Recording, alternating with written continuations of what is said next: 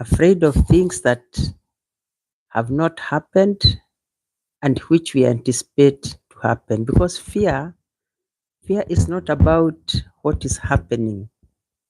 Most of the times it is about what has not happened. And in the Bible, we see so many places where God has talked to his children and told them not to fear. Yeah? When Moses was being sent to the children of Israel, he was afraid.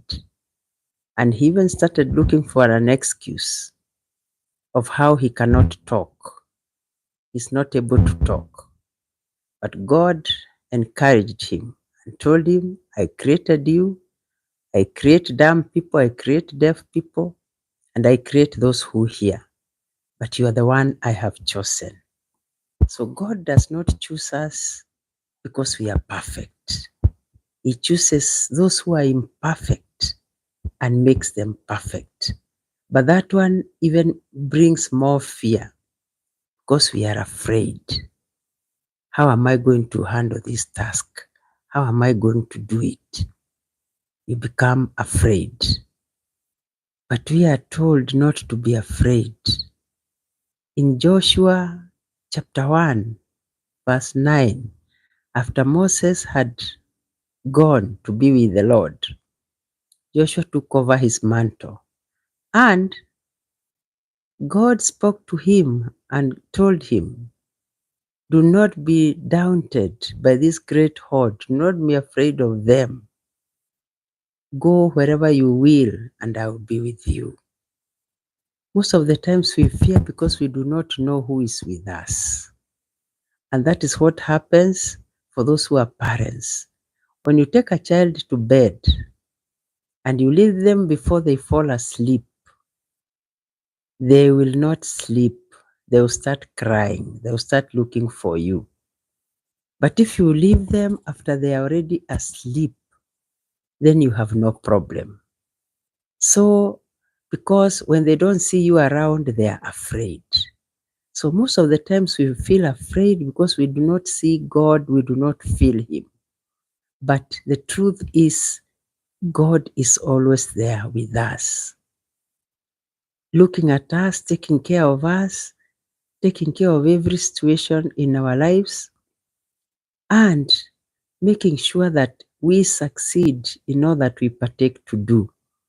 Remember, we have to do things that he himself has allowed us to do and according to his will. We are seeing here in the book of Mark where the disciples of Jesus come across Jesus at the Sea of Galilee. And then there is a very, very strong wind. And remember, this is after Jesus had fed multitudes. He had fed multitudes, loaves and loaves of bread, until there were many that were left, many baskets. We are told 12 baskets after he had performed that miracle of feeding so many people. And then here we are now. They go across where they are caught in a fierce storm just before dawn. The storm came just before dawn, and the disciples were terrified to see someone walking on the water. You would also be terrified if you see someone walking on water at dawn. It is terrifying. And so, these were the words of Jesus. Christ's familiar voice spoke words of comfort, saying, take courage, don't be afraid. Then he calmed the raging sea.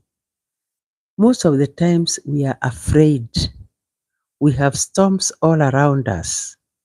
We have storms during the day, we have storms during the night. And then we are afraid. But then God comes to our lives and calms those storms.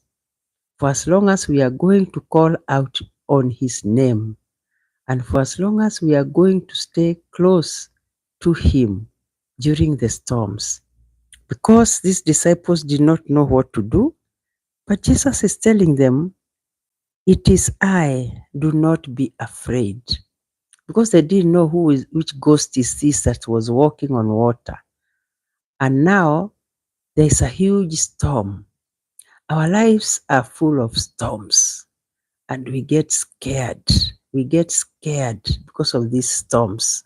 Some of them are life threatening, but we have to trust in God. We must have courage and know that the one who says, "Do not be afraid," is true and is real.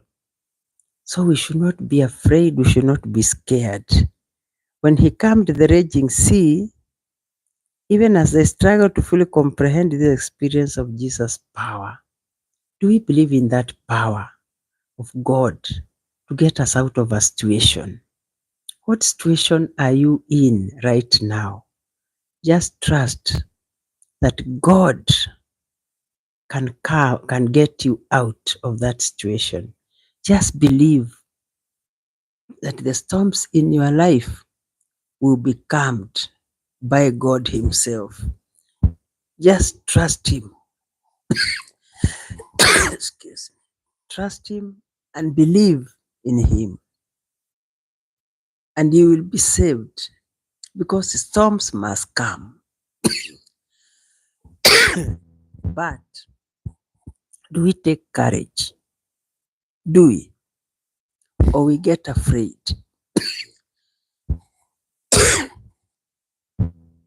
So let us trust during our times of storms.